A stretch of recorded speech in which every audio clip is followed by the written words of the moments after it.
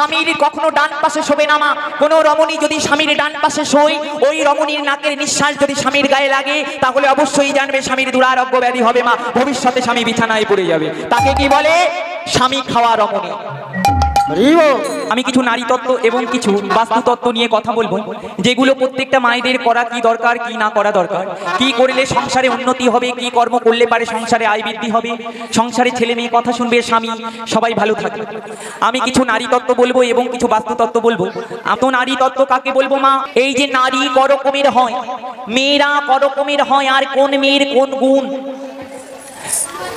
নারী 3 রকমের হয় বাবা। মাগো নারীরা 3 রকমের হয়, গুনে নিন কি কি। এক রকমের নারী হচ্ছে হস্তিনী, এক রকমের নারী হচ্ছে পদ্মিনী, আর এক রকমের নারী হচ্ছে শঙ্খিনী। তাই তো এই 3 রকমের নারী থাকে। তবে এই 3 রকমের নারী চিনবে কি করে? এই 3 রকমের নারীর কোন গুণ এবং কোন নারীর কি কর্ম করলে পারে তার সংসারে শান্তি আসবে না। আয় উন্নতি করে রাখলে ধরে রাখতে পারো না, অশান্তি, ছেলে কথা শোনে না, মেয়ে কথা শোনে না, স্বামী নেশা করে পড়ে আছে। আমি বলবো স্বামীর নেশা কি করে ছুটবে? এটা কিন্তু শাস্ত্রের কথা, আমার মুখের কথা নয়। অনেক পদাবলী হলো, আমি এমন নতুন কিছু তত্ত্ব কথা বলবো যেগুলো শুনলে পারে আপনাদের মঙ্গল হয়ে যাবে। হস্তিনী নারী কাকে বলে মা? হস্তিনী রমণী কারা? হস্তিনী নারী চিনবে কি করে? দেখবেন মা, অনেক নারীদের গায়ে পশম থাকে, থাকে না? থাকে তো মা। অনেক নারীর পায়ে পশম থাকে, পায়ের গোড়ালিটা মোটা হয়, হয় কি না? এরা হচ্ছে হস্তিনী, এরা হস্তিনী রমণী, এরা হস্তিনী নারী। তো এই নারীর কি গুণ মা? এই নারী কথায় কথায় রেগে যায়, এরা কারুর বসে আসে না, একবার রেগে গেলে পারে স্বামীকেও গুটিয়ে ফেলে দেবে। এই নারীর এমন গুণ বাবা, এই নারীরা যদি রেগে যায় কাউকে মানে না, এরা প্রচুর কষ্ট করতে পারে, এদের ধৈর্য ক্ষমতা অনেক। হস্তি কথার অর্থ কি? হাতি। এই সমস্ত নারীদের স্বভাব হাতির মতন হয়ে থাকে, কেননা হাতির পাটা মোটা থাকে মা। এই সমস্ত নারীদের পায়ের গোড়ালিটা দেখবে মোটা থাকে, চিনতে পারবে এরা হস্তিনী নারী। আর এদের হাতির মতো রাগ থাকে মা, এরা হাতির মতো চলে, হাতির মতো বলে, যদি একবার রেগে যায় সব লয় পোলাই করে দেয়। এবার কি বাবা? পদ্মিনী। পদ্মিনী নারী কারা? দেখবেন এরা চেহারাটা একটু সুন্দর হয়, এরা পরিষ্কার মতন হবে, এরা পাতলা পাতলা হবে, বুঝতে পেরেছো? এদের পাটা সোজাসুজি পড়বে, এরা হাঁটবে যখন পাটা সোজাসুজি থাকবে, এরা হচ্ছে পদ্মিনী নারী। এদের চুল বড় হবে, এদের কপাল ছোট হবে, এরা মিষ্টি মিষ্টি মুখে কথা বলবে, এরা লাজুক স্বভাব হবে মা। এরা হচ্ছে পদ্মিনী নারী। এই সমস্ত নারীকে যদি কোনো পুরুষ একবার বিবাহ করে বাবা, পদ্মিনী আগেরকার দিনে মেয়ে দেখতে গেলে বয়স্করা যাচাই করতো কিনা বাবা? মেয়েটা কেমন হাঁটে, মেয়েটার চুল আছে কিনা, মেয়েটা বুবা কিনা, এগুলো ট্রাই করতো আগেকার দিন। আগেকার করতো না? আপনাদের দেখতে গেলেই তো করেছে, কিন্তু আজকালকার দিনে এই যে পদ্মিনী নারী মা, আগেরকার দিনের মেয়ে দেখতে গেলে অনেক বিচার করতে, এগুলো তো করা দরকার মা, এগুলো করার অনেক গুণ আছে, আমরা মানি না। তাই আজকাল সন্ধ্যাবেলায় সন্ধ্যা দেই না, প্রদীপ দেই না, সিরিয়াল নিয়ে পড়ে থাকি, গুরুজনাকে সম্মান করি না, ভক্তি করি না, ভাসুর শ্বশুর জ্ঞান নাই মা। দেখুন প্রত্যেকটা ঘরে অশান্তি, কেউ কারোর সঙ্গে বুড়ি বানার নাই, দুজনা মিলেমিশে থাকতে পারে না, আলাদা হয়ে যায়। বিবাহের পরেই ছেলে আলাদা হয়ে যায়, বাবা মাকে খেতে দেয় না। কলিকালের গুণ, ওই জন্য দেখে শুনে করতে হয়। যারা পদ্মিনী নারী এরা সংসারী হয় মা, এদের মুখ যদি সকালে কেউ দর্শন করে তাহলে সেই স্বামীর মঙ্গল হয়। আর শঙ্খিনী নারী, শঙ্খিনী নারী কেমন হয়? যারা পাটা এড়ো ফেলে ফেলে, দেখবেন অনেক রমণীরা একটু পাটা এড়ো ভাবে চলে না? চলে তো? আপনার দেখো পা মিলিয়ে দেখছে অনেকে। রাধে রাধে। ও মা, আপনারা পা এড়ো ফেলে হাঁটেন, অনেকে পা একটু বেঁকা ভাবে হাঁটে, পায়ের তলাটা ফাঁকা থাকে, তাদের খড়ম পা বলে। বলে তো এরা শঙ্কিনী রমণী, এরা যেমন ভালো তেমন খারাপ, এরা মানুষকে ভালোবাসতেও জানে, কাটতেও জানে, কম পড়ে গেলে তাকে ছাড়ে না, একবার লাগলে হয়, এদের সাথে কেউ ঝগড়া করে পারে না। এরা হচ্ছে শঙ্কিনী মা। শঙ্খ লেগে যায়, সাপে শঙ্খ লাগে দেখেছো? এরা তেমন, যদি ঝগড়া লাগিয়ে দিয়েছো একবার কেউ পারবে না এদের সাথে, চুল ছেঁড়াছেড়ি হয়ে যাবে। এরা হচ্ছে শঙ্কিনী মা, এদেরও রাগ খুব, এদেরও তেজ খুব, বুঝতে পেরেছো? তবে এরা খুব ভালো হয়, এরা ভালো মনের মানুষ হয়, এদের মনটা নরম হয়, সবাইকে ভালোবেসে ফেলে, সহজে সবাইকে সবকিছু দান করে দেবে। তবে চুনের থেকে পান খসে গেলে তারও রক্ষা নাই। তো এই যে 3 রকমের নারী, এই নারীদের কোন নারীর কি কর্ম করা দরকার আপনারা শুনে নিন মা, কোন নারীর কি কর্ম করা দরকার। অনেক মায়েরা ঘর ঝাড় দিয়ে ওই ঝাঁটাটা দরজায় আবার বাড়ি মারে, ধুলোটা ঝেড়ে ফেলে, করে না? করে তো। শাস্ত্রে বলছে যে সমস্ত রমণীরা ঘর ঝাড় দিয়ে ঝাড়ে দেবার পরে দরজায় আবার ঝাঁকা মারে ওই ধুলোটা ঝাড়বার জন্য, মারে না? বলছে এই ঝাঁকাটা যদি মেরেছো তখনই ঘর থেকে লক্ষ্মী চলে যাবে। কখনো এই ভুল করবে না মা, ঘরে ঝাড় দিয়ে আবার ঝাঁটাটা এরকম ঝাঁকাবে না, ঝাঁকালেই তোমার ঘর থেকে লক্ষ্মী চলে যাবে।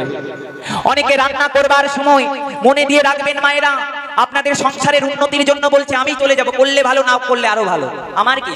রাধে রাধে। ও মা, অনেকে রান্না করবার পরে বাবা মানা করবেন মায়েরা, যদি করে রান্না করতে করতে কড়াইতে ঠক ঠক করে খুন্তিটা মারে না, যাতে লেগে আছে যাতে পড়ে যায়, বলছে একদম মেরো না।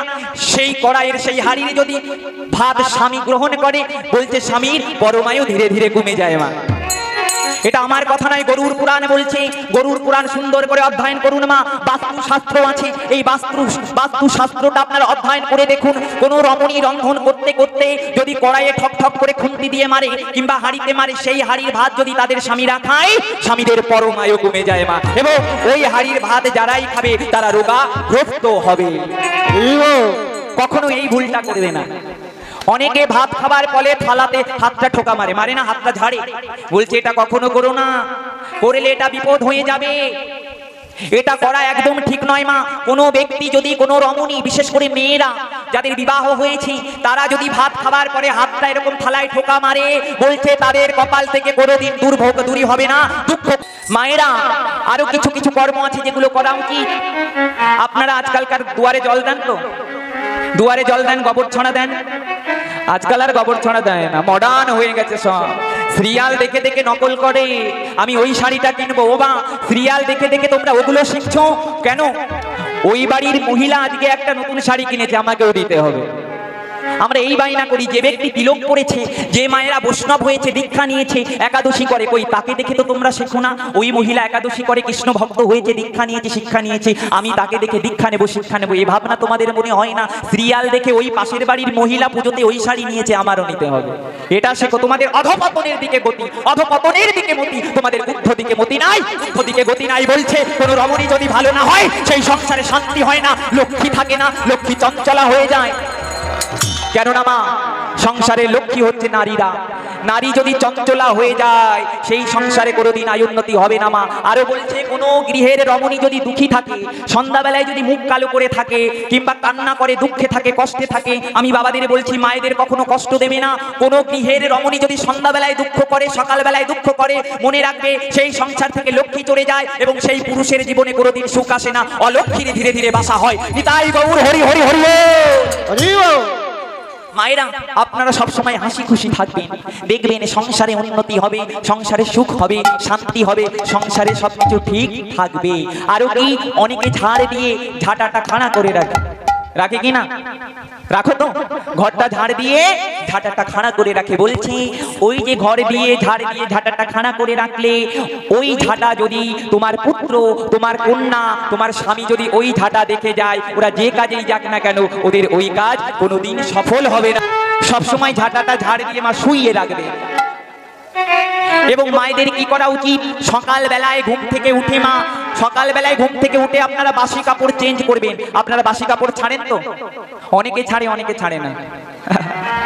আমি বলে দিচ্ছি, যে কাপড় পরে তুমি শয়নে গেছো স্বামীর সঙ্গে, সেই কাপড় নিয়ে যদি তুমি রান্নাঘরে যাও মা, ওই রান্নাঘরে পাড়া দেওয়ার সঙ্গে সঙ্গেই অন্নপূর্ণা রান্নাঘর ছেড়ে চলে যায়। ওই রান্নাঘরে যা রন্ধন হয়, সেই যদি রন্ধন কেউ সেবা করে, তাহলে ধীরে ধীরে তার জীবনে অমঙ্গলে নেমে আসে। সবাই বাসি কাপড় ছাড়বেন, বাসি কাপড় না ছাড়লে রন্ধন ঘরে অন্নপূর্ণা থাকে মা। দেখবেন রান্নাঘরে গিয়ে আজকাল রান্নাঘর ঝাড় দেয় না, লেপে না, উনুনটা পরিষ্কার করে না। শাস্ত্রে বলছে উনুন যদি পরিষ্কার না করে রান্না করো, ওই উনুনের ভাত যদি তোমাদের স্বামী সেবা করে মা, ধীরে ধীরে তার ভবিষ্যতে প্যারালাইসিস হবে, হার্টের রোগ হবে, ব্রেন টিউমার হবে, এবং অনেক অনেক রোগের ওর বিলাপ আছে কিন্তু মা। এগুলো গরুর পুরাণের কথা, এগুলো বাস্তুশাস্ত্রের কথা, মায়েদের করা দরকার। এবং যে মায়েরা বাসি কাপড়ে না ছেড়ে রান্না করে, সেই রান্নার ভাত যদি কোনো পুরুষ 1 মাস সেবা করে, অবশ্যই জেনে রাখো সেই রমণী অকালে বিধবা হবেই হবেই হবেই। নিতাই গৌর হরি হরি বল হরি বল। যারা বাসি কাপড় না ছাড়ে, কি বলা হয়?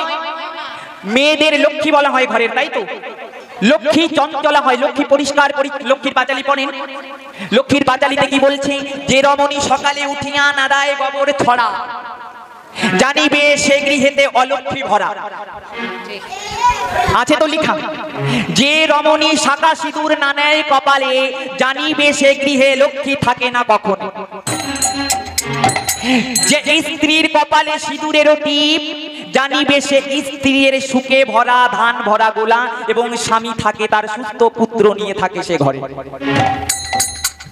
যারা সিঁদুর পরে, শাখা পরে, পলা পরে, এই যে সিঁদুর শাখা পলা দর্শন করে যদি তাদের স্বামী তাদের পুত্র ঘর থেকে বাহির হয় মা, আপনার স্বামীর যদি সেদিন অ্যাক্সিডেন্ট যোগ থাকে, আপনি পরিষ্কার পরিচ্ছন্ন হয়ে সকালবেলায় স্নান করে যদি এক কপাল মোটা করে সিঁদুর পড়তে পারো, আপনার স্বামী যদি আপনার মুখ দেখে কাজে যায়, আপনার স্বামীর সেই কাজ হবেই হবেই হবেই। এটা আমার কথা নয়, শাস্ত্রের কথা। এগুলো আপনারা করে দেখুন, আপনাদের গৃহে যদি শান্তি না হয়, পরের বছর আমি আসবো, আপনার গলায় আমার গামছা ধরে টেনে বলবেন, বাবা আমার কোনো কাজ হয় নাই।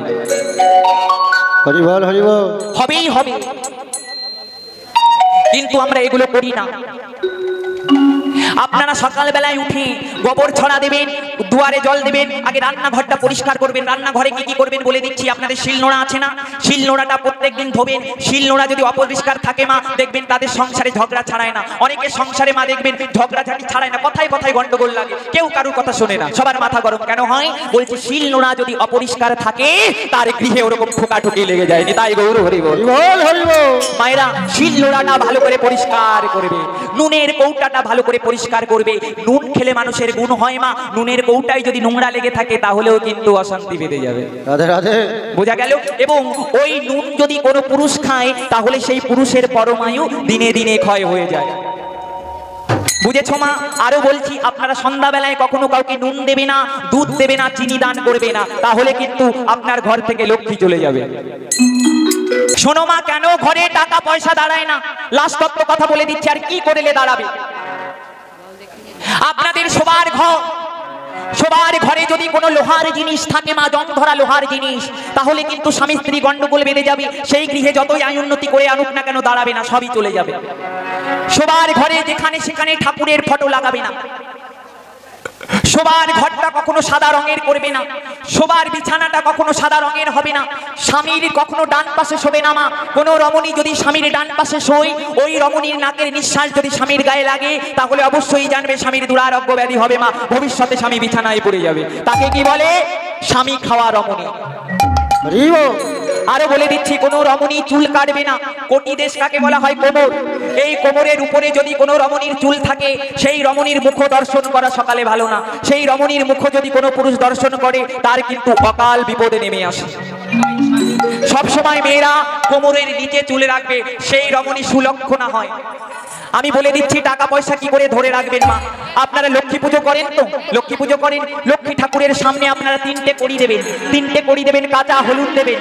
কাঁচা হলুদ দিয়ে লক্ষ্মীকে পুজো করবেন। লক্ষ্মীকে কখনো সাদা ফুল দেবে না, কেমন? লক্ষ্মীকে কখনো তুলসী পাতা দেবে না। লক্ষ্মীকে সবসময় লাল ফুল দিয়ে পুজো করবে। লক্ষ্মীর ডান পাশে কোনো লোহার জিনিস রাখবে না। লক্ষ্মীর ডান পাশে ভালো তেলের প্রদীপ রাখবে। লক্ষ্মীর ডান পাশে ধূপদানি রাখবে। এই বিধি মেনে যদি তোমরা লক্ষ্মী পুজো করতে পারো, আমি এই আসরে বসে কথা দিয়ে যাচ্ছি, আপনাদের সংসারে লক্ষ্মী থাকবেই থাকবে, এবং যা ইনকাম করে রাখবে সব ধরে রাখতে পারবে।